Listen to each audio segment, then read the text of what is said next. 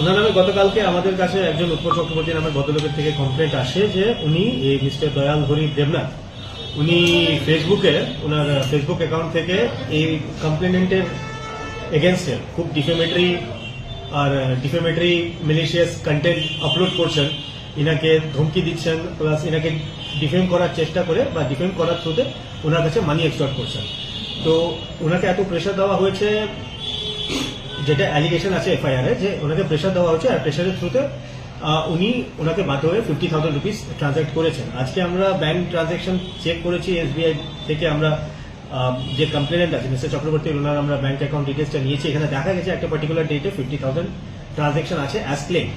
এখন এই কমপ্লেনেন্টের বেসিসে এই দয়াল হরি দেবনাথকে কালকে আগরতলা থেকে ওসি প্লাস কেসের আইও অ্যারেস্ট করেছেন। এখন ওনাকে কোর্টে ফরওয়ার্ড করা হয়েছে। কোন কোন সেকশন এক্সটর্শনের কেস আছে, এক্সটর্শনের সেকশন আছে, ক্রিমিনাল ইন্টিমিডেশন আছে, চিটিং আছে, আর আইটি অ্যাক্টের সেকশন আছে। রিমান্ডের কোনো আবেদন করেছেন আপনার আদালতে? 5 দিনের রিমান্ড চেয়েছি।